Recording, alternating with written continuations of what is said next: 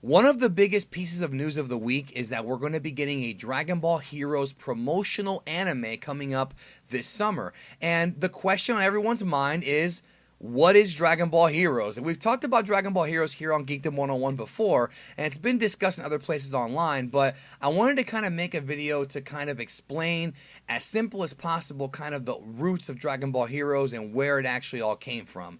So that's what we're talking about today, just a real simple explanation of what Dragon Ball Heroes is. And joining me to discuss this, the resident expert of the online Dragon Ball video game universe. He's pretty much the go-to guy in this fandom when it comes to learning about this kind of stuff, online Xenoverse and that whole kind of pocket world of Dragon Ball video games in Japan.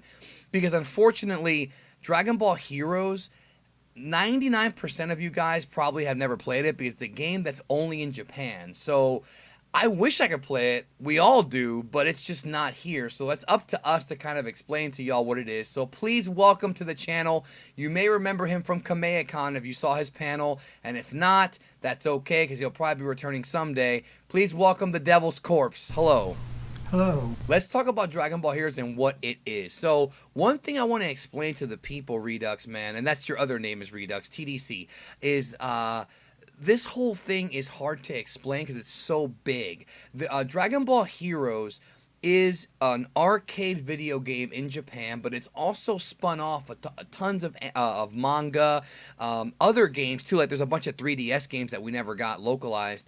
And basically, like the whole thing is, and one thing I want to kind of hammer home to the people is Heroes is a big reason as to why Dragon Ball kind of was revitalized in Japan. You know, here in the United States, we have Battle of Gods and Resurrection F kind of bring it back into prominence.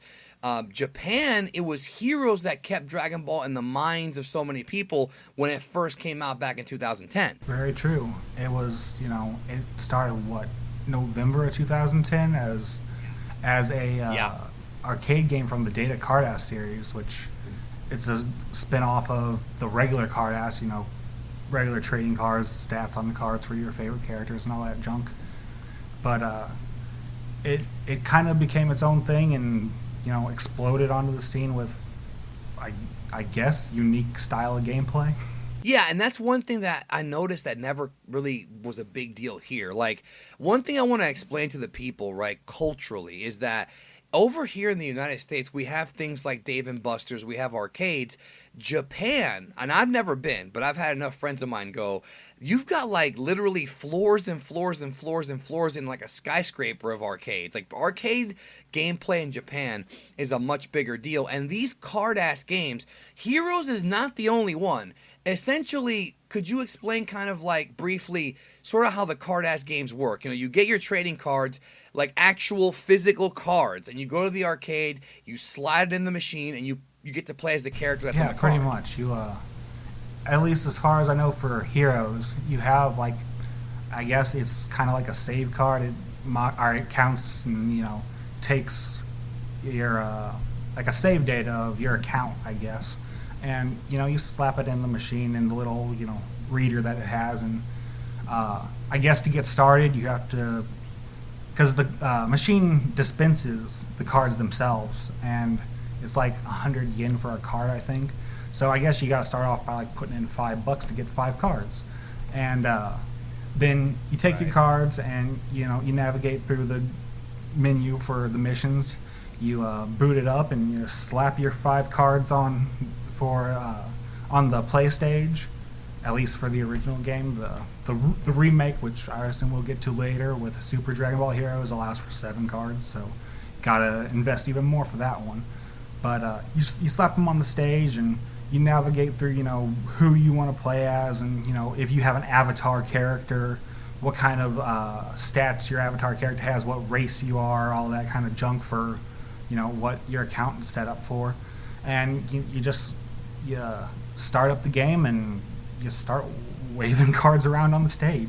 And I've never played it before, but it's pretty safe to assume that this is probably one of the most addicting games ever, because you're getting all these cards and then you're trying to get the one that you want, your favorite character or whatever the case may be, and then you can mix and match teams to go against the computer or whatever the case may be.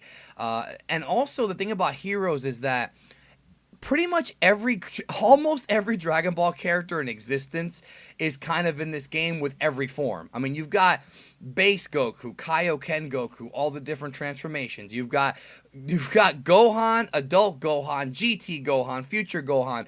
There are literally tons and tons of variations. So you literally have thousands upon thousands of different teams you can make.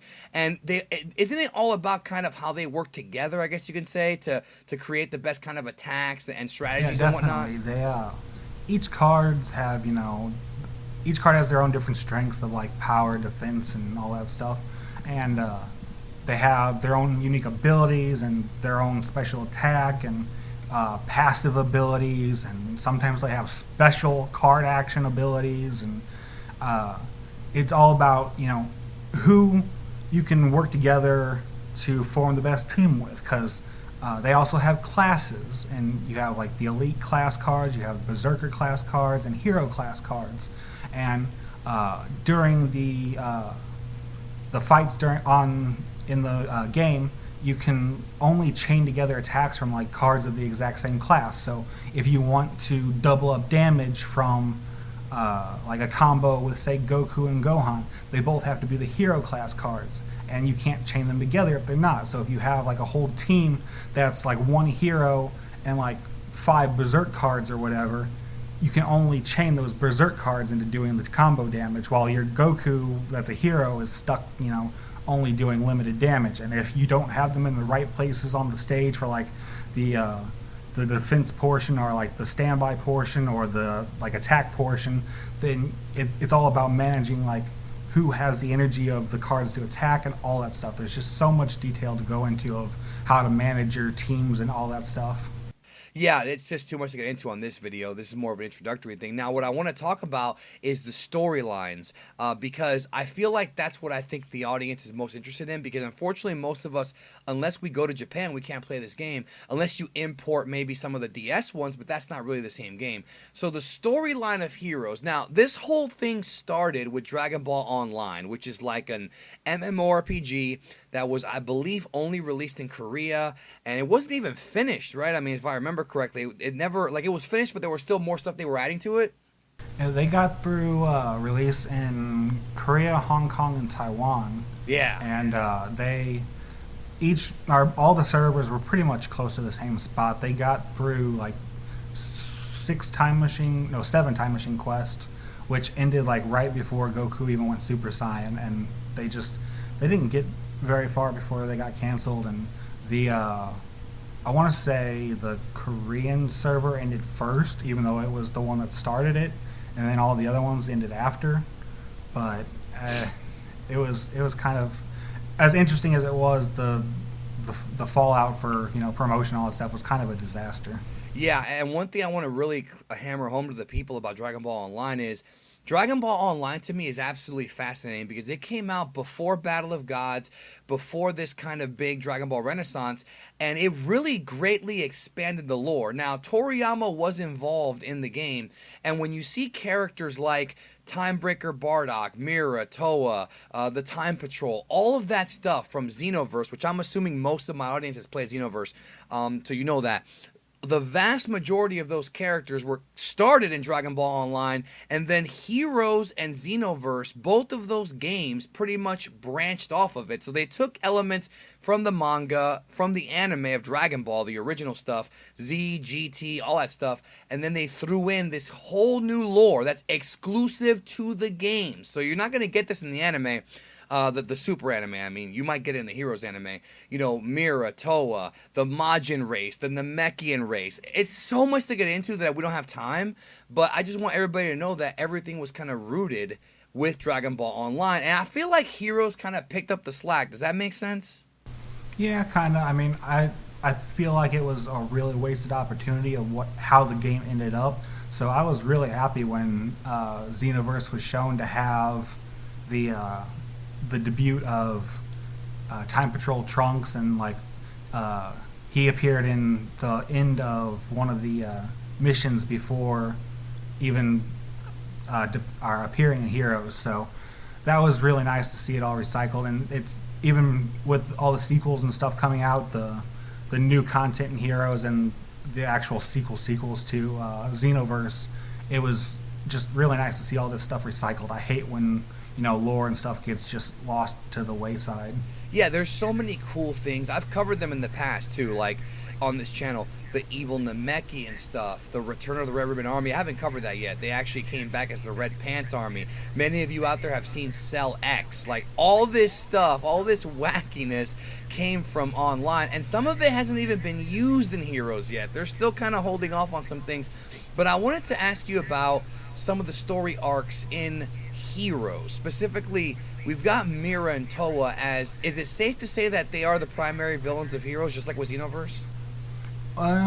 Initially, Xenoverse started with Toa and Mira, but that first game really quickly devolved into being more about Demigra. Yeah, and it's a similar story here. You get the beginning of the new content was the Dark Demon Realm arc, and there's a couple of different submission titles under that brand, like the Dark Demon Realm Invasion, the Hellgate Assault, the birth of the Dark Demon Realm, and the Demon God Demigra arc. So it kind of circles back around. Isn't there a Hachiak arc too, or something like that, right? Yeah, that's included in the stuff. Each mission has like 2 arcs usually. One of them is, recently it's based on like Super and then one original arc. So you got 2 different storylines going at the same time. But before Super started, you had like one Makai-based arc with the Demon Realm and like one random storyline, but the Hachiak thing was like a middle part between it where there was no real new content for the Makai material. So it's in there, but it's not entirely related. It's only connected via the commercial where Toa is responsible for combining Hachiak and Baby. Right, yeah, and that's the thing you're going to get with Dragon Ball Heroes is tons and tons of fan service. People, obviously, you and I knew it was going to happen. We knew. Once this anime got announced, people were asking about the canon. Now, I don't like using the word canon because it's so convoluted and confusing even without Heroes. But one thing I want to hammer home to people is when it comes to Heroes, it's just a game. Like, it's got some cool lore, some cool concepts, but it's almost like Heroes and Online and Xenoverse.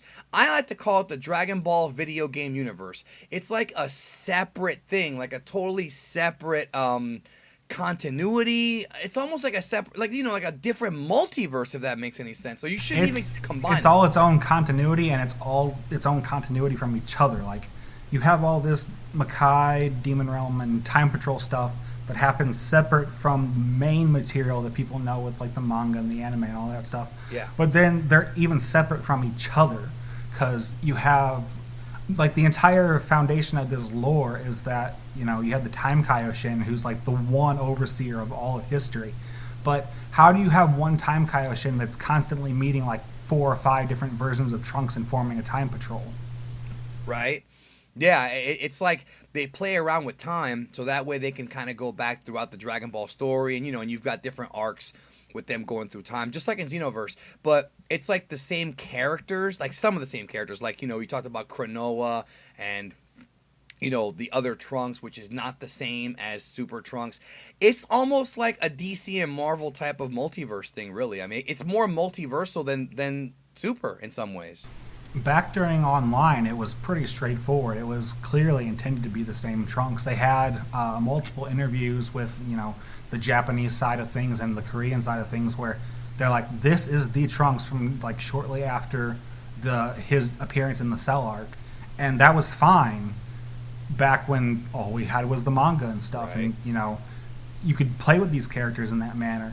But then we got Super, and eventually we wandered into the future Trunks arc, and all of a sudden we have what's very typical to Dragon Ball these days is we have contradictions.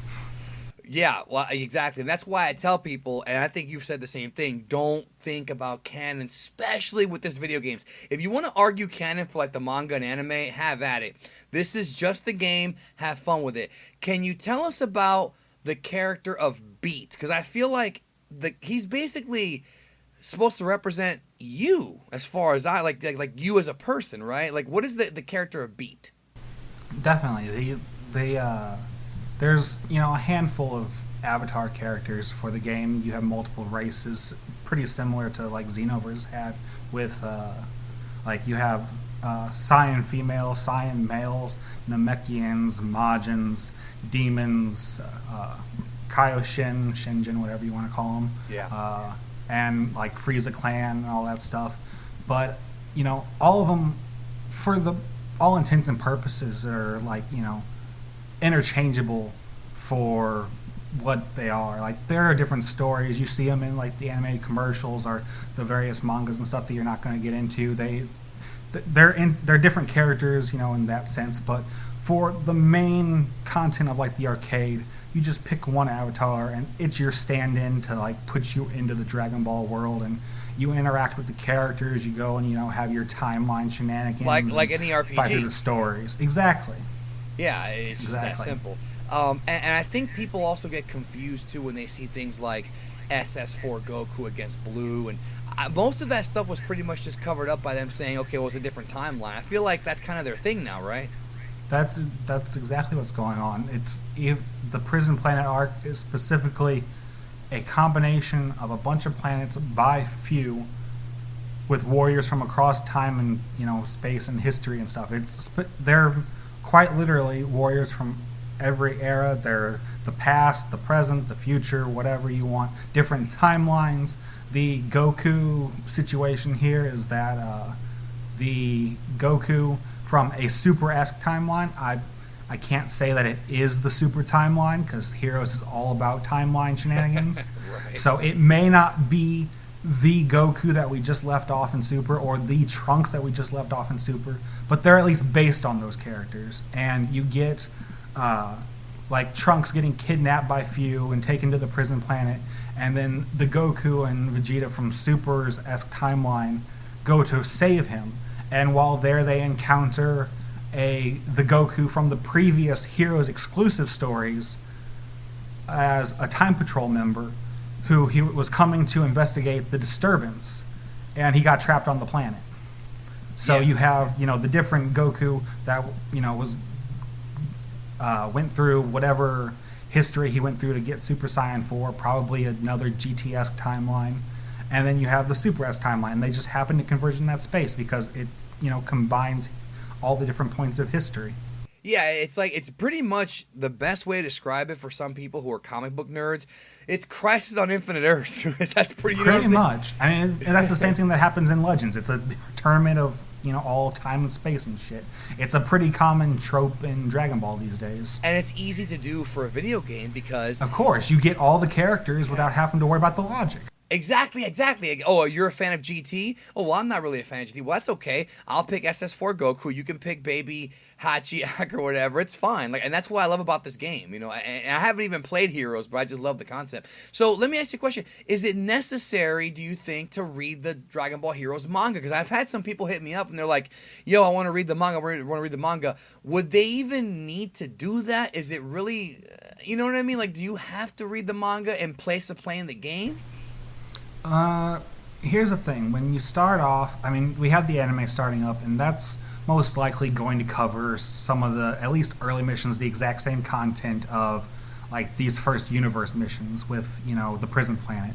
So, you have, two major arcs with all those sub-arcs that happened beforehand, and it's content with, Time Patrol and Demon Realm stuff, but that transition, because the last portion of the arc prior to the prison planet revolves around the Time Kaioshin sealing all the demon gods and herself, plus the entire realm, the entire demon realm, within one of her techniques, and sends the Time Patrol back home. You know that this stuff is in many ways more interesting than Super. That's what I've always been fascinated by this.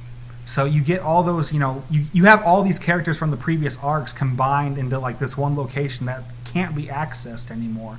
And so you kick off the prison planet with basically a fresh start, and the only tie back is that Goku from the Time Patrol from the previous arc, at least so far.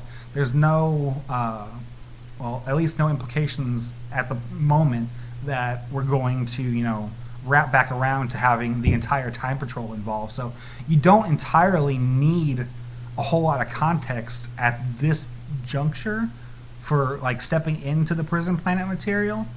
But my hope is that eventually, because they left that last arc so open-ended, that we have to wrap our back around, because you can't just leave the Time Kaioshin sealed away forever. She asked for help. Right. That's she always asks for help. That's the whole point. Well, we have Xenoverse and all these other games. Now the game updated, and again, as of right now, recording this, we don't know what the anime is really going to be about. But I can tell you this much: there's been scuttlebutt about this anime for a while. I remember hearing years ago that Bandai wanted a Dragon Ball Heroes anime, so it's not a big surprise, but it is surprising it actually happened. About the game, Redux. So the game updates with new missions every 3 months? Every other month. So if you have a mission in January, then you'll have another one in March. Yeah. So if you're in Japan, every other month. If you're in Japan, you got to go back to the arcade, play the new mission. But in 2016, they upgraded the game with a real upgrade about Super Dragon Ball Heroes. What can you tell us about Super Dragon Ball Heroes? Mostly the same. They redid the entire arcade machine. New design, new style. They got a nice bigger flat screen TV up on top. They have a second screen on the bottom instead of just the previous screen was like I guess like kind of like a light stage. It sent something up to read symbols in the cards to tell what cards you had. This one I guess does the same thing, but it's actually interactive. It's a touch screen, so that like some of the new card actions and stuff require you to touch the screen and move that instead of the actual cards. Wow. Okay. So it got upgraded with that. Instead of 5 characters, you can now have 7. There's a digital card you can fight and recruit characters into, and it really use is that. it's like a sequel. Really, It pretty much. I mean, it has all the old missions from the previous game with the new graphics and stuff, and it's similar to the Legend Patrol or whatever in Xenoverse, where you could play the first game's missions with like the new Xenoverse 2 mechanics. You can go back and play all the regular Dragon Ball Heroes missions now with all of the Super Dragon Ball Heroes mechanics, because the first one doesn't exist anymore.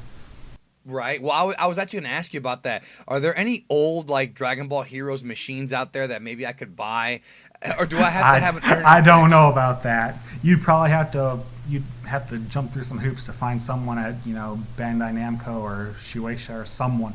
I'm sure there's something out there in a like warehouse or something, but I don't know where you'd find it. Would I have to have an internet connection to play it though? Probably. It probably has to have some kind of connection, because I mean, most of the updates, I assume, are like server-side download. Right. And, I mean, there are some physical upgrades. Like, you have to have someone come and, like, put the new cards in each set.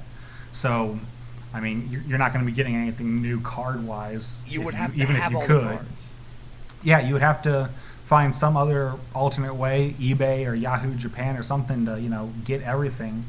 I mean, I'm sure if you're getting the arcade machine, you might be able to get some leftover cards that are in there if they didn't take them out, but you're not going to be getting anything new, definitely. And in Japan, from my understanding, the cards, you can get them at different places. And I remember seeing that magazines would often give away cards.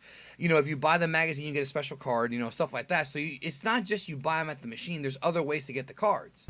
Yeah, there's definitely other ways to get the machines. The bulk of, like, each card set has, I don't know, like, they keep upping it every set that comes out, to where you can have, like, 50 cards, 60 cards, 70 cards. I think one of them that recently had, like, multiple campaign cards that took it up to, like, almost 80 cards in a set. So, I mean, you have a lot of these cards that are actually released through the machine. But, I mean, there's magazine promotions where they give you a free card. You can get a free card, like, if you buy a collected manga volume from Dragon Ball. Like, you get the Super volume, and it has, like a Beerus card in it or something. And you get the Dark Demon Realm manga, and it has, like, a Gogeta Zeno card in it. You also have, the gacha machines. They sometimes have, like, promotion cards in there, or, like, old cards from the set they collected when they put the new cards in. They sometimes, put those in there as like a makeshift like promo set. They have like special binders with like designs on them and stuff that they sometimes release like a couple of promo cards with. I mean, you can get these cards pretty much everywhere, and like also they have like little gummy packs where you buy like a, I don't know, like probably $1 pack like from a dollar store here in the U.S. and it has like a little gummy Dragon Ball in there plus a card in the back. But like you get all these different cards from all these different places, but you're not going to get the bulk of them. So you have to really, if you want to collect. If this was Pokemon and you wanted to collect them all, you'd have to go through a lot of hoops to get them all. Yeah, I mean, it's just to summarize for everyone, the game is as simple as this. It's a combination of Dragon Ball Online's like lore and characters mixed with some new stuff, obviously like super stuff, and then you've got some time travel shenanigans. Then you've got like Dokkan, like imagine like a Dokkan type of game, but in real life. But not the same gameplay, just more so the card collecting. It really is a big hodgepodge, and I can kind of understand as to why it's only in Japan, because I feel like if it came out here, it's just not something that us here in the West have ever really had. You know, I remember back in the day, there were some games that were similar to this. I remember there was a Power Rangers game where you had to collect cards, but it just didn't work in the United States. It works better over there for some reason. Yeah, definitely. They have more of a collection mentality, I guess. I mean, I have one over here. I'm totally going off on a tangent, but I love collecting various Pokemon in all the 3DS games. So I've got that little bit of a bug, just not for the physical card mediums and stuff. It's easier when you don't have to spend all that money on something. Yeah, no, I agree with that. So everybody check out The Devil's Corpse. I will leave a link to his Twitter, possibly a YouTube channel in the future. So when that YouTube channel comes out, because he's preparing it now, when it actually is, out, I will of course leave you guys links to it and whatnot. You'll probably come back on the channel to promote it and whatnot, because lots of hero stuff covers. We only scraped the surface. We could talk for hours about this. There's so many different characters and storylines that are made up just for heroes, plus alterations of old storylines. Yeah, definitely. Right? The original Dragon Ball Heroes, when it came out, didn't even have any original material. It was all just, you start off with like Cell or Bojack, and you went through that mission. Then a month later, or 2 months later, you went through Frieza. Then 2 months later, you went through Boo, and it was, there was no story to it. You just had missions where like, okay, this time you fight, the fat Boo, and this time you fight the evil Boo, and this time you fight the pure Boo, and it just, you work your way through it, and it's still, all the old content without any real logic to it. It wasn't until a couple, let's see here, Heroes Galaxy mission, and then I guess the Evil Dragon mission kind of got you into new stuff, but that's a whole nother tangent where you got into GT and that's when they had like SS4 Broly and stuff like that. They started doing that kind of stuff. Yeah, stuff like that. You got you got the adult Gotenks and all that stuff. It was, that's when they really started dipping into it. The early stuff you get occasionally like Super Saiyan 3 Vegeta and Super Saiyan 3 Broly, which were like holdovers from the Dragon Battlers, and then later Raging Blast 2 and stuff. And you got a couple of those in there, and the first new real character that ventured the what if thing for Heroes was Super Saiyan 3 Future Trunks. That's and that right. was when he fought Fat Boo, I remember that. Yep, that was pretty early on. And you had some of those what ifs, but there wasn't a whole lot of story to them. It wasn't until those like 4 full missions later, and missions last about a year and a half since they're every other month, and there's like 8 missions per like mission set, and occasionally 10. So you have like these long gaps, and we're like 7 years in now, and you didn't even get original content until like year 5-ish, maybe 4.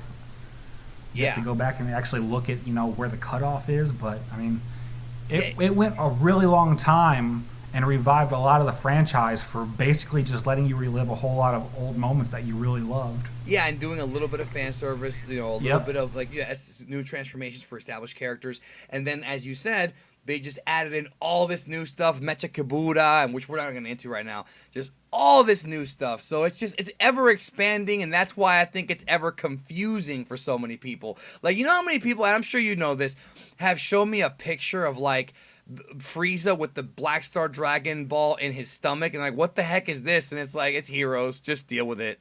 You know? Yeah, the Dark Dragon Ball. That's a whole nother story where apparently Dragon Balls can transcend time. Yeah, and again, folks, don't even think canon. It's just a game.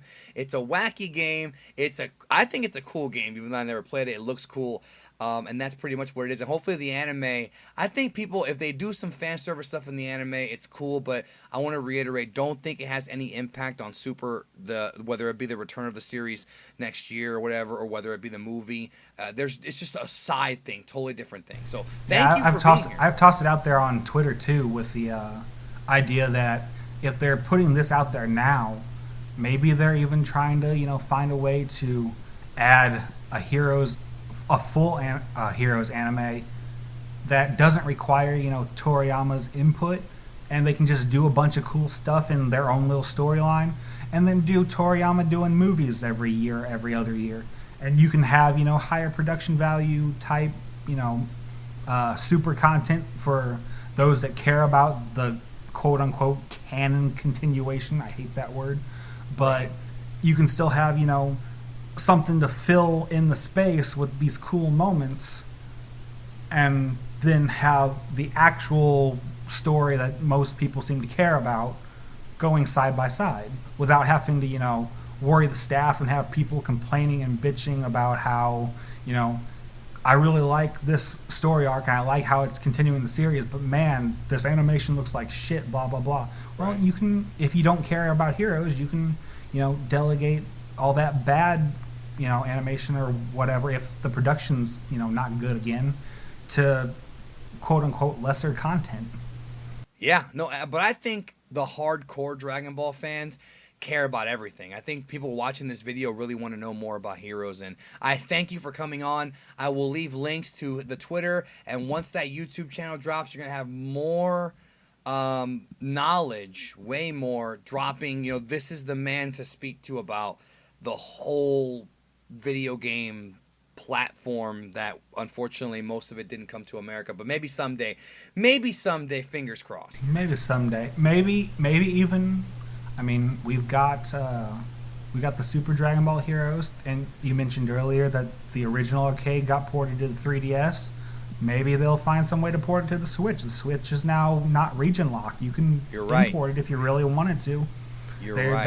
They could even find a way to, maybe put an English track on there since it's not, region locked. I don't know. That's probably a little bit of a stretch, but who knows in this day and age, especially if the Heroes anime takes off. Yeah, the fans could do it. Anyways, thank you for being here, and I will leave links to the Twitter. If you have any questions or anything, I'm sure Redux will be more than happy to answer them if he can. He's a busy man, but in the future, I'm sure we'll talk more. Yeah, definitely. All right, thank y'all. Have a good one. We'll talk to you soon.